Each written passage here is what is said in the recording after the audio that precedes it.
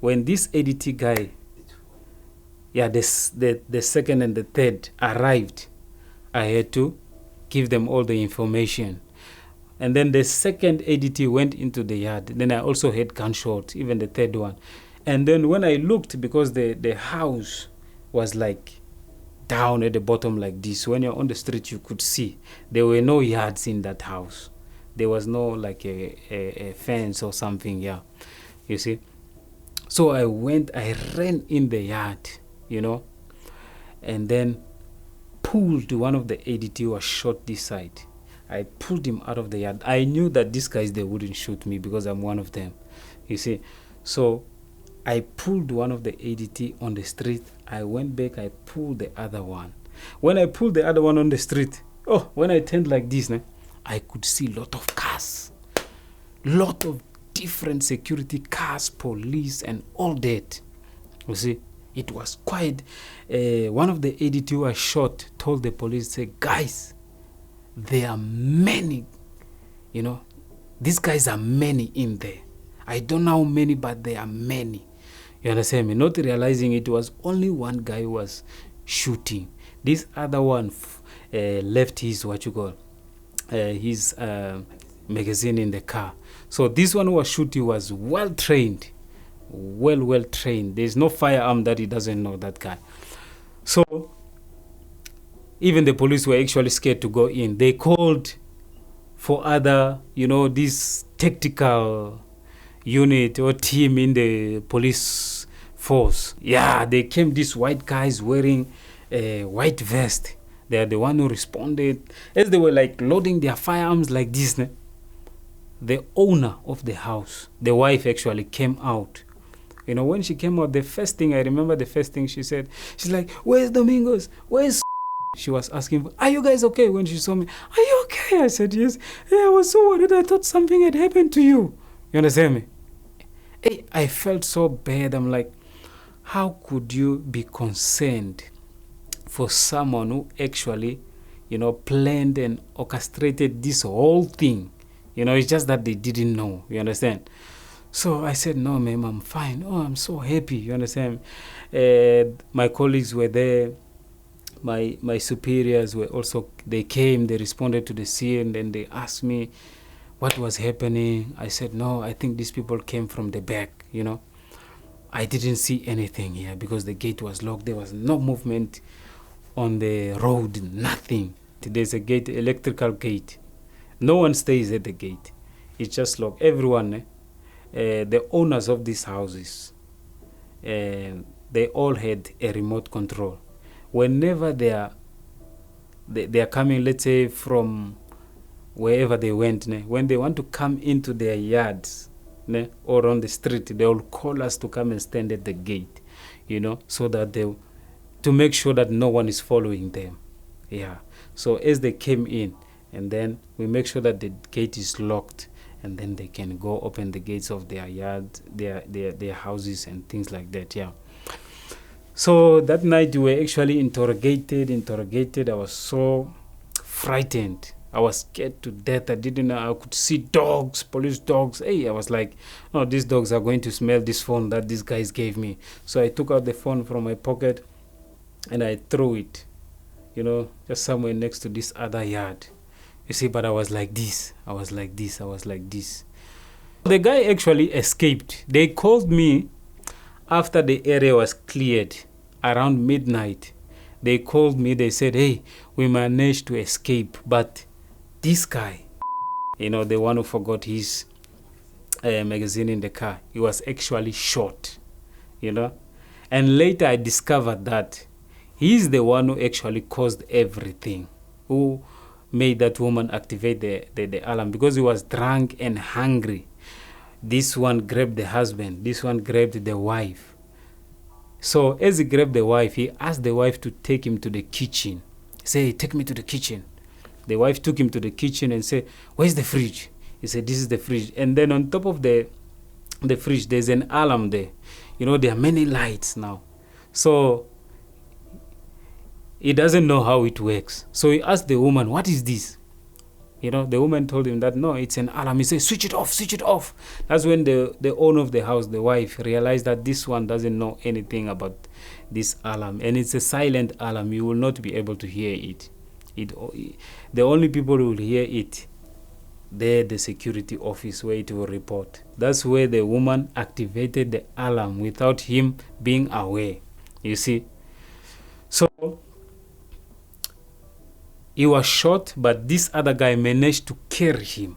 And sometimes I ask myself, even today, it's just that we are born again now. We don't talk about these things anymore. But the time we were in prison, I always asked him, how did you guys manage to jump those high holes of Santin? He said, you know what? These things also surprised him. He doesn't know how. Where did he get that power, ability to jump those high walls while carrying a man? Yeah. So what happened was, the following day, because it was night shift, the following day we went home and relaxed. And then I did not know that my colleague, the one that I was working with last night, was already talking to my boss, giving them information. Apparently in the morning, actually, what happened before we were relieved, the guy who came to relieve, the two guys that came to relieve us in the morning, asked my colleague, the one that I was working with during the night, he said, hey, there were robberies and what here. You see, let's go around and check the premises, what happened. As they were going around the yard, this colleague of mine is related to one of the guy that came and robbed there, you see. So there was a cap that this guy had. So my colleague wanted it because they are uncles. It's like uncle and a nephew.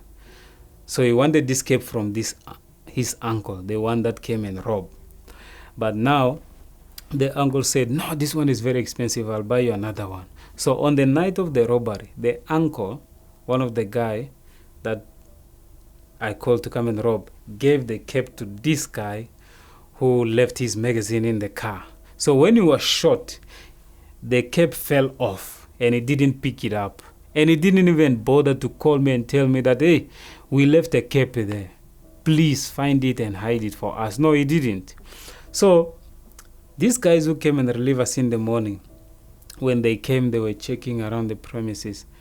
My colleague saw the cap and they said, "Hey man, this cap looks like my uncle's cap," while the owner of the house was standing behind him.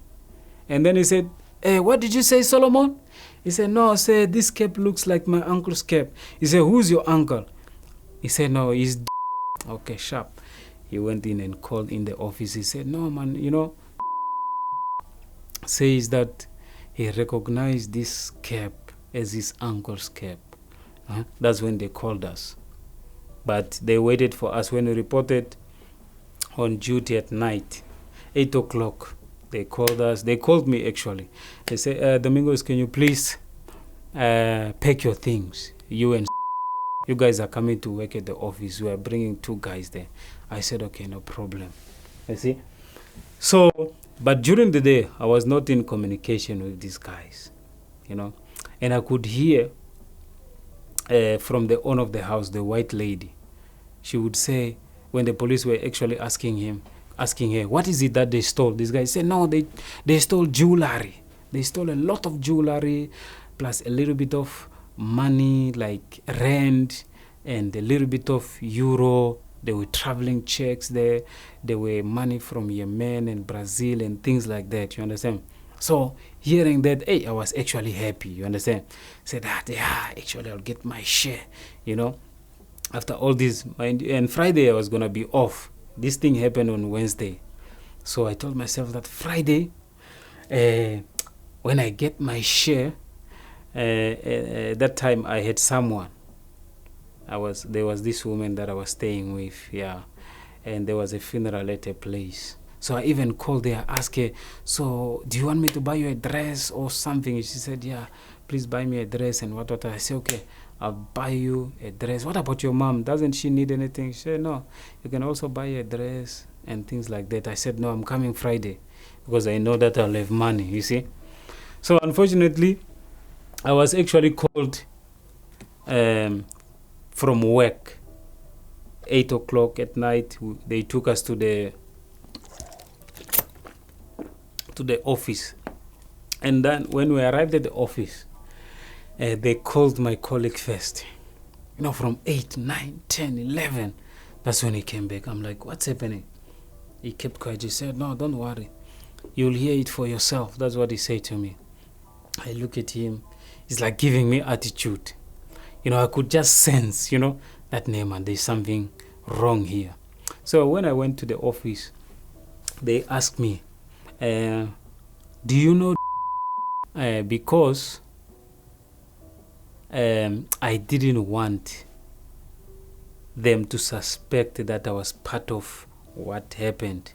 So I said, yeah, I heard about being is related to this guy, my colleague, the one that I'm working with. Yeah, I heard that they are related. I used to hear this name, and there was a time he was here, like on Tuesday, he was at the barracks there. He said, okay. And then they asked me, why do you steal your colleagues' meat in the fridge? I said, what? What meat? Say, no, when you guys are working night shift, and when you're off duty, day shift, you go and rest, you actually take meat that belongs to the guys who are working on day shift. I said, no, man, who told you that? Sometimes, like when you know that there's something wrong that you have done, but you don't want to admit, you become so defensive. You understand? You become so defensive in such a way that you want to make sure that they believe what you are saying, but in a forceful way. You see, this is how I was. You understand? I was angry. I was actually, let me say, full of shit. I'm sorry to use that word, yeah. So I was saying, I know nothing that you are talking about. They said, okay, you know what? No problem. We are going to release you guys, but we'll call you again for, what is this, statement. I said, no problem. I was even like pretending to be angry. I was like, I can't believe you guys are asking me things like this. I'm a father, man. That's what I was saying to them. I'm responsible. Do you think I can steal meat?